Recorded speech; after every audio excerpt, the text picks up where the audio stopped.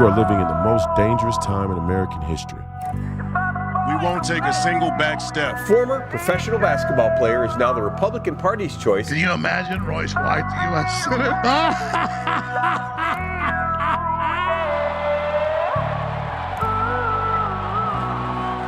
White won the endorsement on May 18th with 67% of the vote. There's nothing that guarantees we win, but I guarantee you if we lose, we will die.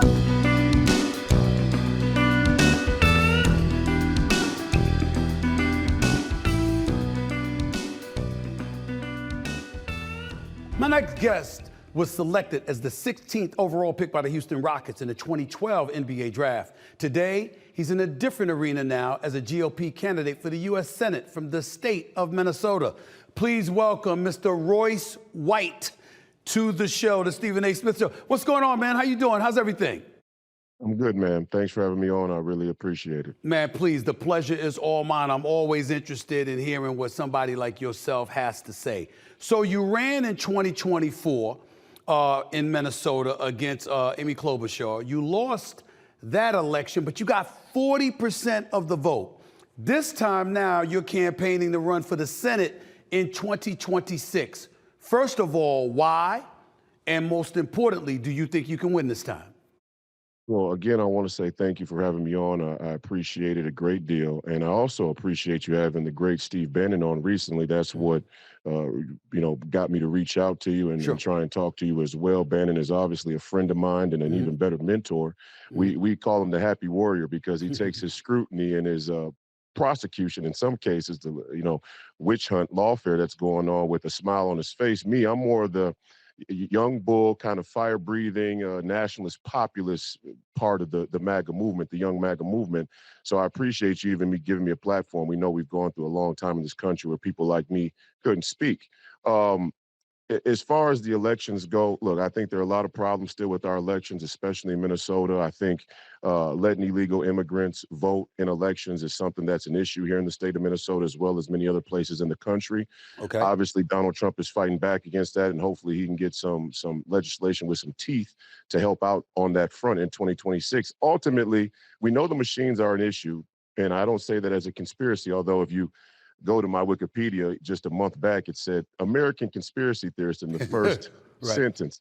But actually, both Amy Klobuchar and I think Kamala Harris at the time had a demonstration before a senatorial committee back in 2018 that demonstrated the machines have security issues. At that time, they were trying to say the Russians could hack our elections. Now or after in 2020, of course, the elections were completely safe. So what I'm doing it for, and what Bannon sort of commissioned me to do, is to be a younger voice that speaks to the growing wedge or divide in American politics and really politics all around the world, which is a more proto-globalist establishment, meaning a thought process that believes in global citizenship in a world without borders, for lack of, for more or less, versus a more nationalist mindset that says there's value in nationhood, there's value in the nation state, there's value in national identity and national citizenship.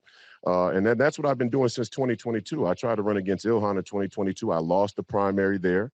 I came back in 24, won a statewide primary. Then it was only a congressional district. 2024 was obviously statewide in a primary.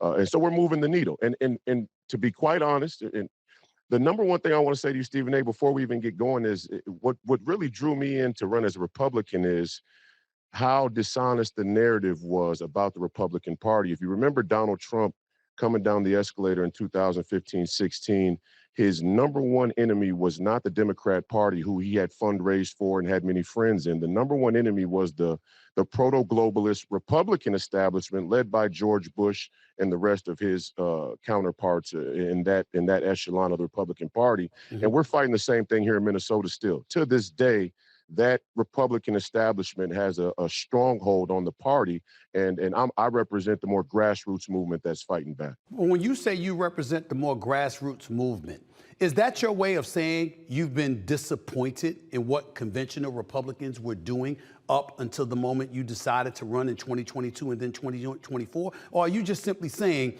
these times call for a different kind of Republican, and that's what you want to represent?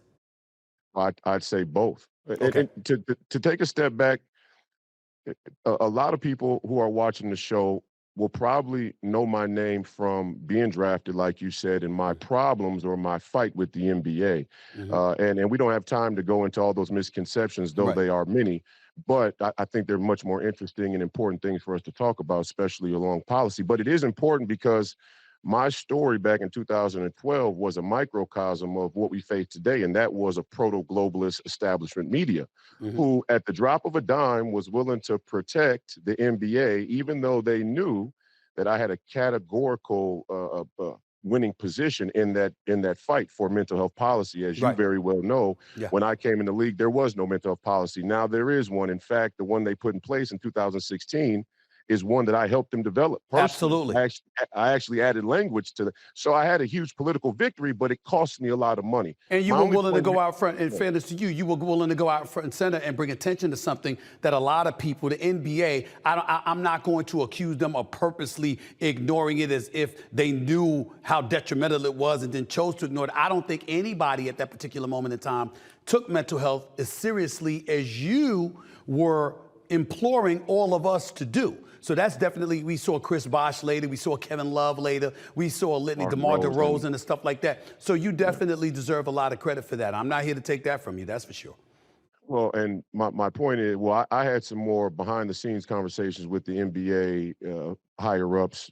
So I have a different experience with how much they knew and how much they didn't know. Fair. And I don't want to go into the details there, but for example, what I was fighting for back then was something simple like, okay, if we have a banned substance list in the collective bargaining agreement, and on the banned substance list you have Xanax, it would behoove the general managers, coaches, players, agents, refs, and whoever else, team trainers, to understand or at least have some sort of, baseline knowledge of why is Xanax so widely prescribed? Why is it so easy for people to get it on the street? Why is Xanax so addictive? Which ties into mental health and mental health conditions. The NBA wanted no part of that conversation because At the time, yeah. it was going to change the power dynamic politically within the league. And so what the story became is, well, Royce White he's a prima donna. He wants special treatment. He wants to be able to bus from Minneapolis to Chicago. And it's funny, now I see all these players sitting out a season and a half with injuries or load management.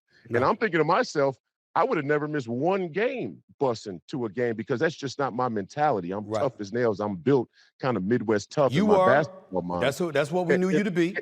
And I played like that, right? Right.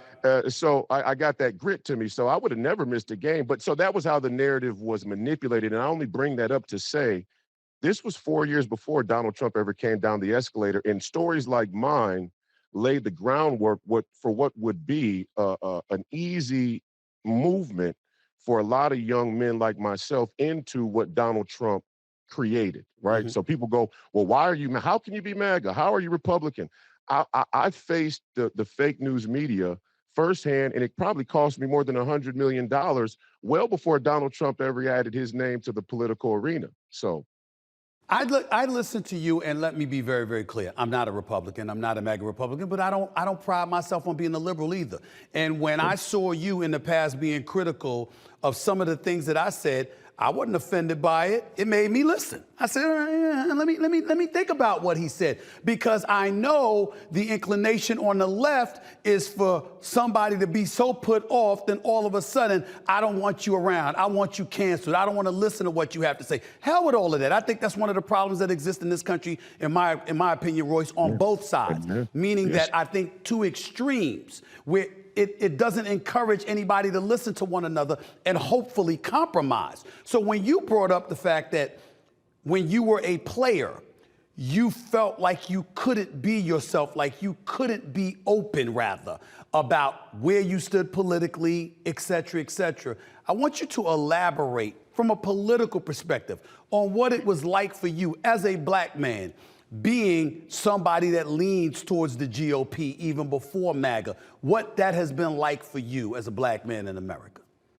Well, again, the advent of Donald Trump and the MAGA movement is the split or the schism in modern day American politics, global politics, that is two things. On the left are the Democrats and the liberals, and I come from a culturally Democrat Black community in St. Paul, Minnesota, working class, blue collar. So I'm very familiar with why Black people continue to vote Democrat, with the thought process. But the thinking is something like, is the left, let's say even the far left, which some people call extreme or radical, but let's say the AOC, Bernie Sanders wing of the party, are they a genuine anti-establishment economic populist movement, or are they a radical sexual identity politics movement? And so where, even before Donald Trump, where I was critical of the NBA and saying, hey, this institution is the watering hole for a global corporate community, and their morals and ethics and standards and their business practices have implications downstream from the institution. There were a lot of people who were traditionally liberal or Democrat that were all in support. They were fans. They were saying, hey, yeah, we support this guy. He's saying the right things. He's asking good questions. But the establishment that controls the media was not going to let that be the prominent or dominant story. So, and I bring that up because, again, if you fast forward, what Donald Trump and the MAGA movement really represents is a rejection of the institutions and the establishments that have had control of this country for the last 70 years, since World War II. I love when Eric Weinstein is the brother of Brett Weinstein, and he's not a far right-wing Republican by any means. He's like nominally a Democrat. Okay. I think he was the co-managing director of Teal Capital, and he's a brilliant mathematician. And he said it best. He goes, the democracy that they mention, for the people, by the people, and of the people, is not the democracy they mean when they talk about it today. What they're talking about when they say democracy is being threatened are the democratic institutions that were erected after World War II and serve as the load-bearing walls for this globalist vision of the world. And I was already pushing back on that in 2012 without even realizing it, without being able to give a name to it. And I didn't understand, as being on the side with liberals and Democrats, why I was facing such a difference of reaction to fighting with the NBA. Later on, as soon as Donald Trump came down the escalator, and then later in 2020, when George Floyd died, and I was on the ground, I was in the streets, I knew exactly what had happened. It clicked for me, and after that, it wasn't even a question of whether it was the Republican Party or not. Allow me to interject by saying this. I want to be very respectful when I ask this question, because I'm not pointing to you specifically, but I'm pointing to the MAGA movement per se, and one of the issues that I have with it. There seems to be this fealty, this undying, unwavering loyalty to Donald Trump. And my attitude is that not, and I'm not saying, again, you feel that way. You can answer that question yourself. I wouldn't disrespect you like that, bro. But what I'm saying is that it comes across when you listen to a lot of people talk about MAGA in that regard. Is that a safe kind of mentality to have? Because my attitude is, okay, let's say, for example, you feel that way for Donald Trump. Let's say it's completely justified. Let's not even debate that, right? He's still supposed to be going to 2028. Where does that leave this country if everybody is feeling that way about him as opposed to policy? I would like us to focus more on policy than people. I'm talking about as a nation. And I don't think we do enough of that. To that, you say what? That I say I 1000% agree. If you listen to my podcast, please call me crazy. Myself and the other co-hosts who I have as a part of the crew, we always talk about policy and politics in America being more policy driven and idea driven than they are personality and person driven. However, Donald Trump and look, if Donald Trump does something I don't agree with, I'm the first one to criticize him. There is no undying loyalty to Donald Trump, the person. What I do have a loyalty to is his courage to step up and say things that are inconvenient, because it resonates with me because I did it myself. That's what you do. Yeah, that's what you've done. So I just have to respect that on GP, on general principle. But if he wavers and if he starts to not be America first, or what I think is MAGA, and actually, representing the nationalist populist movement that needs to happen in this country, I'll criticize him. And in fairness to him, I don't think he's going to do everything right, because who can? I certainly can. If I was president, I would want people to say, hey, is he doing a good job overall? Because he can't do everything right. That's impossible. But I will say, going forward, one of the main reasons I'm doing this And one of the main Doing reasons I what? appreciate Doing what, Royce? Doing what? running for office, Got it. Okay. and being involved in the political Okay. conversation. Sure. And the reason I appreciate you having me on is I do believe that even in the MAGA movement, even in the Republican Party or conservative movement, there needs to be a deeper dive into the intellectual foundation framework of the ideas that we're calling our platform, because there's a lot of contradictions in there. Mhm. And where those contradictions lie is where I still have to fight with the Republican Party inside. It's where Donald Trump has to often fight with the Republican Party inside. So yes, I agree with you 1,000%. It needs to be more about ideas and less about the person. But Donald Trump did stand up when we needed him to, and he was touched by God, in my opinion. Him not being assassinated that day, 3 bullets going by his face, can't be anything other than an act of God. If you deny that, then I don't want to stand next to you, because the bolt of lightning may become, I'm being facetious, but you know what I'm saying. How do you feel Donald Trump has done in his first 100 days in office? I think he's brought a wrecking ball to what I was just mentioning. What it's called is the post-World War II Democrat liberal order. And when I realized what it was and what it intended to do, it became clear to me why the Democrat Party or the liberal establishment has had such a stronghold on the media and the narrative and politics in this country. And by that, I also mean George Bush and the mainstream establishment Republicans. He is trying to reorient the entire global the entire global landscape to have America stand up for what you would call national identity. And not just identity, because identity is a fickle thing, but more so citizenship. You know, it was not a benign phenomenon or you know, creation to come up with borders. Many people think of borders as, you know, powerful people dividing land on a map to be able to conquer and you know, pillage whatever natural resources or wealth that they can. And in many cases in history, that is the case.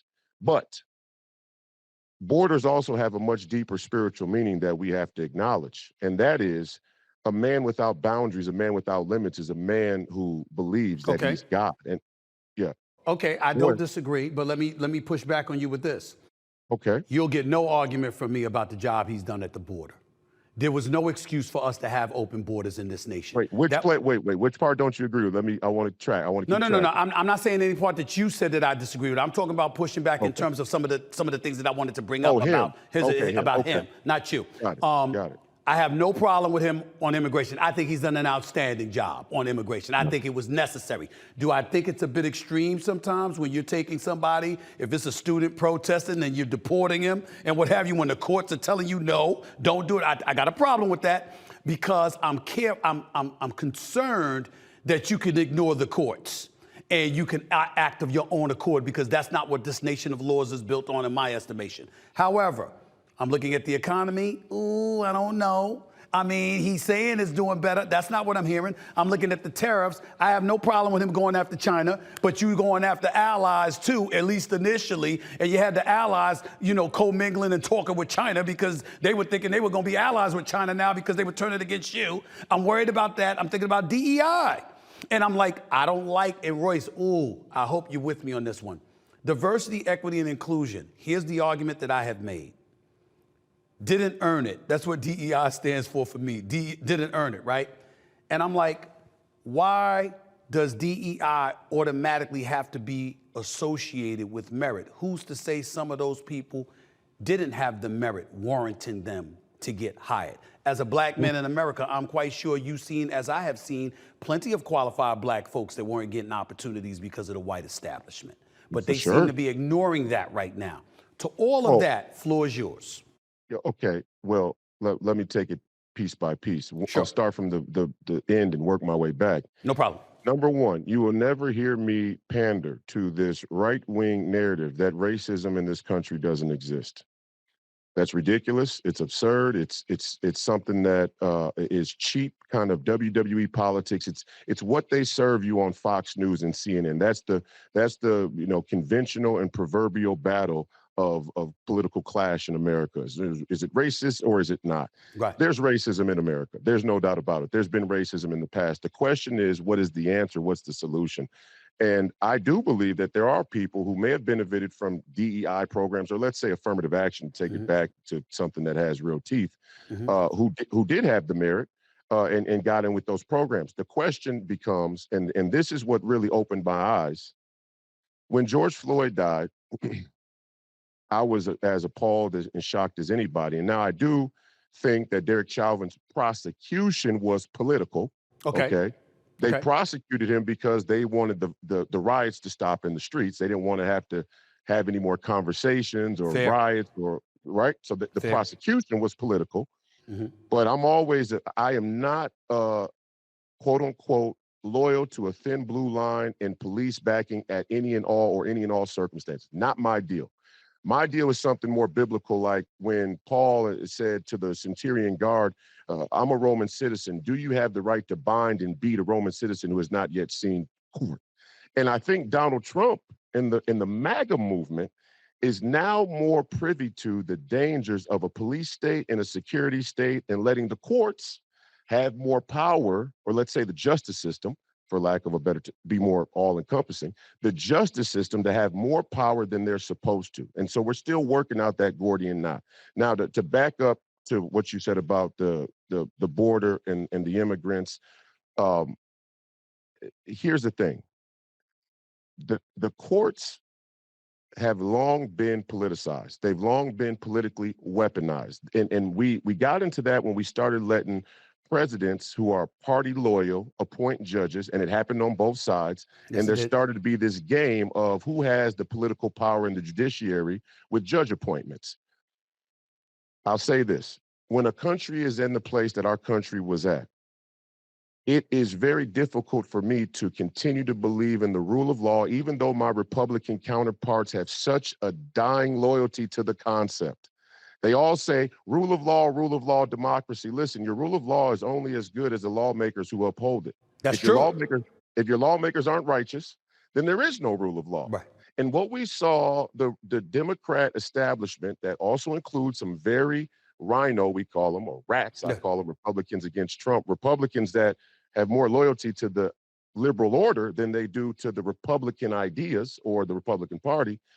We have seen some very dangerous things happen in this country in the legal system. Steve Bannon's prosecution was one of them. Obviously, we don't have to go into detail, but Merrick Garland and Eric Holder and all these guys also denied being subpoenaed and speaking before the Congress, and they didn't serve a day in jail. They give Steve Bannon 4 months. Why? Because he's powerful, because he speaks the truth, and because he represents a change of the brand of the Republican Party that neither the Republican Party or Democrat Party want to see. So I have to support Donald Trump in some sort, in some instance, in playing hardball and smash mouth with the courts and saying, wait a minute, we're not going to play this game and pretend like the courts are level. And guess what? As a black man, and for many young black men who are leaning towards the Republican Party and Donald Trump, we know the courts to be unjust. We just didn't understand the depths of it. We didn't realize it could happen to the white Republicans who we have as boogeymen in our heads. And that's why when Donald Trump was arraigned and they booked him, it was a brilliant move by him. As soon as they booked him, there were blacks and Hispanics and Asians and all kinds of minorities across this country that said, damn, that corrupt system. When George Floyd died, they chanted, the whole system is guilty. Damn, that system is really guilty. And guess what? Now some white folks are starting to feel it too. And praise be to God for that. Because now we're starting to cross the Rubicon where we see the real danger and threat to freedom. Getting back to George Floyd, and I know you keep bringing up Steve Bannon and how he was wrong and how you feel about him. I have to confess to you, I'm not comfortable with a lot of things that Steve Bannon said, but that man is smart as hell. He knows what he's talking about, and you better bring the rain information-wise if you're gonna deal with him. Because I say this, he means what he says. All right, and he has information to back it up. So I had to go back and watch his show like 2 or 3 times and listen to every word he said. I'm like, damn, I gotta watch this guy right here because he's not a joke and he's not playing around. But I'll get back to you, Royce, with George Floyd, because when he was killed by police officer Derek Chauvin, you led what you called a peaceful protest, but said the mainstream media misrepresented those efforts. How did they do that? I mean, this is a very important node in my own journey, both as a young man in general, but certainly politically. You got to remember, I fought against the NBA. I got blackballed. Later on, I would go to live in Canada for 2 years and play in Canada. This was 2015, 16, and 17. I was living in London, Ontario. And it was around the time that Jordan Peterson encountered his troubles with the government there around Bill C-16, which was an argument about gender identity in legislation, essentially. And I remember watching, look, I grew up in Minneapolis, Minnesota. It's one of the more gay communities in the country. My mom was an esthetician my whole life. She worked to pay bills, our rent with her tips, okay? So I grew up in the hair salon and in the spa world and in the beauty business, and I knew and grew up knowing gay men, and it was very different back in the 90s than it is today, I'll say that. But I wasn't unfamiliar with the gay community. Also, playing basketball, you meet a lot of female basketball players who are lesbian, and that's fine. That's their choice, all good.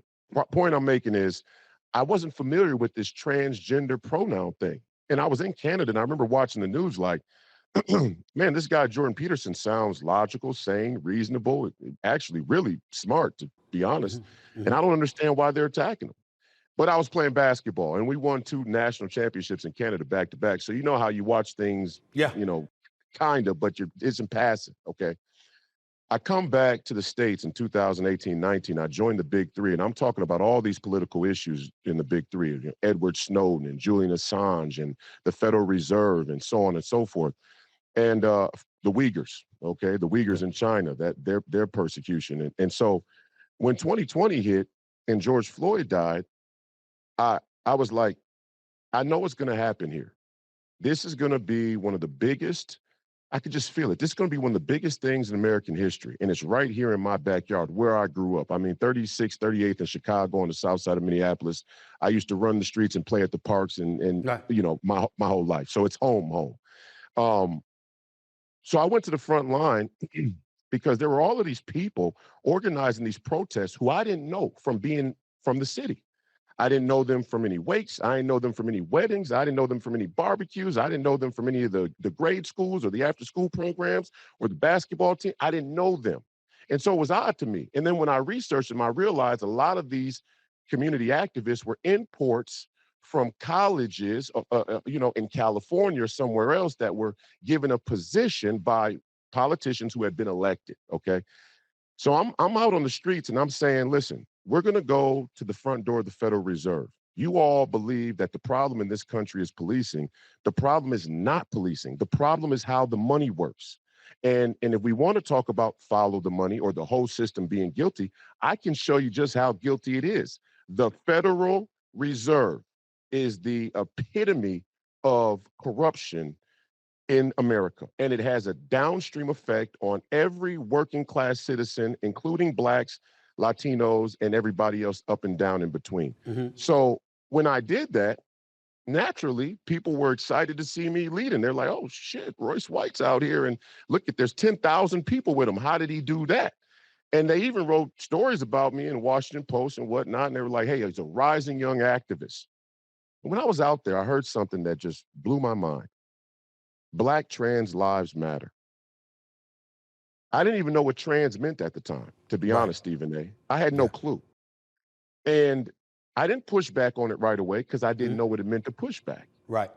But when they explained to me that I needed to organize these demonstrations and who spoke at these demonstrations based on people's sexual identity and sexual preference, boom, me and the local community activists in Minnesota were at odds. And I didn't back down because, you know, there's no back down in me. Right. And that, and I said, that's the story. So when George Floyd died, I led these protests, and the local activists who had already been here as an extension of BLM, they didn't want to, you know, have anything to do with me because I wasn't pro LGBTQ pronoun. And so there was another instance where the bubbling up of the Black men in this country who have come to reject the lunacy on the far left happened right there in 2020 in the streets of Minneapolis, and the mainstream media never covered it that way. They don't want you to know that a young Black man who didn't graduate college, came from a single mother household in a blue collar community, can tell you how global finance works. As a member of the media for decades, I can't even disagree with you.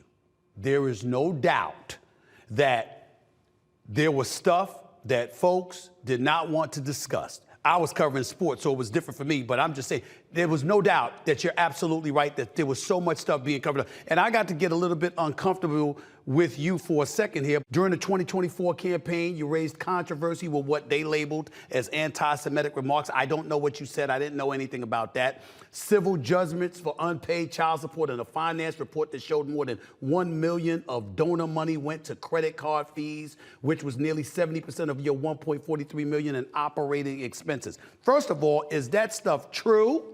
If it's false, say so. And number two, to Minnesotans out there who would use that information, obviously emanating from the left about you, to decide how they're going to vote, why should they vote for you at this moment in time? Floor is yours. Okay, well, number one, I hope I get a little bit of time to explain the three of those thoroughly because they're very important. Please. But I will say that it's not the left. It's not emanating from the left.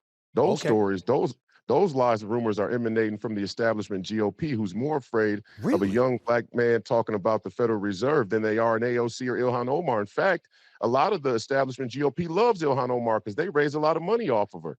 They're more afraid of me being in office than they are keeping Ilhan Omar in. And they're afraid of me saying that. They're afraid of me being on your show and saying it to your audience because this is the real politic of America. Okay, let me go back. Sure. Number one, you asked me about the credit card processing fees. That's from this campaign, not the 2024 campaign. Okay. That's from 2026. Okay. And how that works in short is the establishment Republicans like Tom Emmer or Mitch McConnell or used to be Kevin McCarthy, now probably Mike Johnson and many of the others who have a lot of power there in D.C. When you go to run and you run under a certain political party affiliation, they have access to the Republican Party donor data, and they are usually unwilling to give that data, give open access to that data to candidates who they think are a threat to their established power base. That would be me. Me and Tom Emmer, we don't get along. We're adversaries. We're both Republicans, but we don't like each other. And I don't make any qualms about it. I think he's a globalist, just like Hakeem Jeffries. And that's why if you go to AIPAC's landing page, I'll get to your anti-Semitic question in a moment. Okay. If you go to AIPAC's landing page, you'll find there are 6 politicians represented on that landing page: Mike Johnson, Scalise, Tom Emmer, Hakeem Jeffries, Catherine Clark, and Aguilar. There's no better example of what we call the uniparty than those 6 politicians. One of them happens to be here in Minnesota. So they don't give you access to those lists. So we, as candidates who are kind of rogue, kind of, out there in the wilderness on our own, have to do third-party deals with bundlers. And these bundlers charge a high commission. Now, they charge a high commission on the first donation. So let's say Stephen A. Smith supports Royce White. You get an email from these bundlers. You send me $100. They'll take $85 the first time. Now, your name is on my list. When I send you the next email, I get 100% or 95% of the donation. Okay. So the credit card processing fees are because on first pass, I was able to raise that much money with the people we came into contact with, but they took a big piece of it. Okay, now to go back to your question about anti-Semitism, because I think it might be the most important one. When I announced my campaign in 2022, I did it in front of the Federal Reserve. I was trying to run against Ilhan Omar for CD5, Congressional District 5, basically greater Minneapolis, and that's actually where the Fed is located, downtown Minneapolis on Hennepin. So when I announced my campaign, my run for Congress, I did it in front of the Fed, and the Star Tribune, which is the local newspaper of record here in Minneapolis, asked me about globalism. And you can go look this up for anybody who wants to fact check me. The article's still up. They asked me what I meant by globalism, and I said it's an economic attack on the nation state and its citizens, mostly the working class. They wrote that globalism, to even say globalism, is a dog whistle for anti-Semitism. And that just blew it blew my mind. And it's something that's carried on alongside of me because the Republican Party has this strange obsession with Israel in which they are unable to see the very obvious contradiction in how they talk about all other issues except this one. And I just won't do that with them. Now, Do I recognize the biblical significance of Israel? Absolutely. Do I have Jewish friends? Yes. One of my business partners and my co-host on Please Call Me Crazy sometimes is David Penn, Professor Penn. He has a great podcast too. He's a Ukrainian Jew. He's like family to me. So I have a bunch of people in my life who are Jewish who are like family to me, really. So I'm not anti-Semitic at all, but it is an example of how they, and I don't mean they as in the liberal left media, they'll piggyback off of it. But this was that was more intended to disenfranchise me to the Republican evangelical voter out there who hears anything anti-Semitic and they automatically turn the channel. So essentially, because I got to get ready to get on out of here, but that's the bad news. The good news is that, my brother, this will not be the last time you will be on this show. I don't play that mess. I'm fair-minded. What I don't understand, I don't understand. I'm open about it. I admit it, and I'm open to learning from both sides of the aisle. That's me. And by the way, ain't nobody gonna silence your voice on this show. Everything you said is gonna be over the airwaves. Trust me on that. All right. Let me end this by asking you this question, though. You just talked about the GOP, establishment, essentially. And to some degree, that's against you. You know how the left would feel about you because you're on the opposite aisle. All right? When you consider the climate that we're living in, how are you going to get it done? How are you going to win this election in Minnesota? Well, brother, I appreciate you having me on, and I'll come back on anytime. I love what you're doing. I love that you're starting to have, dissenting voices on the platform and show. I can't tell you how important it is, and I can't tell you how grateful I really am, because it's not about me. It's about the entire conversation being opened up to some things that people need to hear, and this is probably most important. Royce, I never had this platform before. When I was doing sports, you know, I mean, if you look at the diversity that comes on ESPN, I got a lot to do with that. I have this platform that I own and operate, and I'm getting into politics. I never had to do it before. So I've always been this guy. I've always been willing to listen to both sides. Thank you. And I appreciate it greatly. And look, this GOP thing is probably the most important. The mainstream media for so long has created a WWE politics narrative where you have Republicans and Democrats, and they hate each other. They fight. Mostly the uniparty of Republicans and Democrats who protect the post-World War II Democrat liberal order, or what they call the international rules-based order, work together behind the scenes to create legislation that destroy the value of American citizenship. I stand against that uniparty. And so what the GOP has functioned as is and Donald Trump has changed this. He took it over. He punched him in the gut, and now they have to eat crow and bend the knee. And I kind of enjoy watching it because they all try to take him out. And this was Christie and Romney and Cheney. I mean, how did the Democrats ever side with Dick Cheney? The guy's a convicted, he should be a convicted war criminal, and he's definitely a warmonger. Iraq war. But anyway, the point is that what they functioned as is a vanguard to keep minorities out of the Republican Party. They are the outer bastion of New World Order. The Minnesota GOP, this is what they tell you. We got to get new voters. We got to get new Republicans. But they don't want to go down into the Twin Cities. And then they'll say, well, Royce has too many Twin Cities roots. We can't trust that he's actually Republican. And then the white rural Republicans who are Christian or whatever else the case may be, libertarian, whatever, when they try and come into the party after being motivated by Donald Trump's, movement, they try and keep them out. So what are they actually functioning as? They are functioning as the controlled opposition intended to make sure Black people, young Black men specifically, never find their way into the party they should have rightfully always been in and had a very, very important influence in. And guess what? I'm not here to fight that battle with the entirety of American politics. All I can do in Minnesota and on your show and anywhere else, tell people the truth, give you the facts, the history, post-World War II Democrat liberal order. This was the restructuring of the global finance system, Bretton Woods Conference, the World Bank, the dollar, and all of the other stuff in between. Right.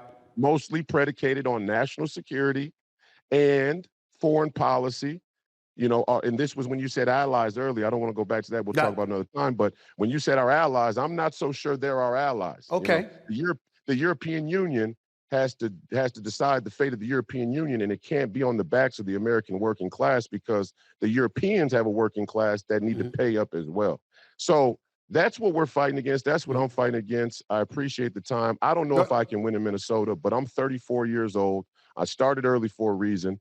I'm going to keep going until my heart stops beating, and I tell the truth. And guess what? The people get to decide. If you want to vote for another Amy Klobuchar, then I tell people, hey, you get the government you deserve. I guarantee you this: I would represent people in a much more honest way than maybe any politician that I could name. I can respect that. I have to listen to that. I can't ignore that. Last question, very last question. I need a quick answer here, Royce. I'm going to put you on the spot. There is no MAGA movement. There is no Donald Trump. Which side would you fall on, considering what you've said about the left and what you've said about the GOP? If there were no Donald Trump, Steve Bannon, MAGA movement, which side would you favor? I mean, I'm so close to Steve Bannon, it's hard for me to say that. No, I'm saying if you take him away, take him out of the mix, take Trump out of the mix, take MAGA out of the mix. It's just the conventional GOP that you decried and the left. Who you rolling with? Well, without Donald Trump, I'd have to say I'd run independent. Or I would have tried to fight my way up to the top of the Democrat Party and been smacked down the way I think you may run into, actually, in fact, if you run on the Democrat side. But I'd have to say independent. And I probably would have had a very tough time winning as an independent in any office all across the country, because the party or the independent just doesn't have that political power and machine and sort of tribalness to it. So, but without a Donald Trump, the Republican Party is the Republican Party of George Bush. And there is no greater threat to freedom and American stability than the neocon warmongering of the George Bush types in the Republican Party. Wow. Royce White, candidate for senator for the state of Minnesota. Man, listen, I didn't expect this kind of conversation. I wanted to introduce you to my audience as a potential senator in 2026.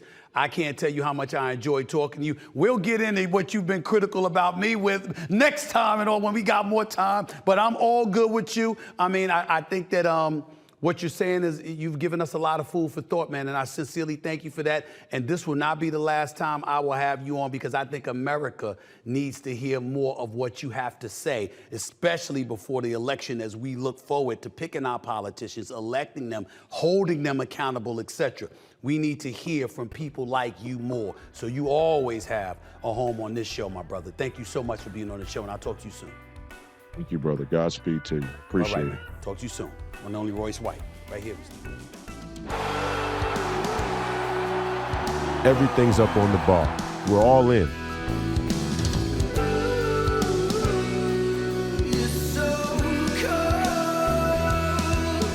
We get to decide. Do you want to live on your knees, or do you want to die on your feet fighting? That's the decision you get to make now.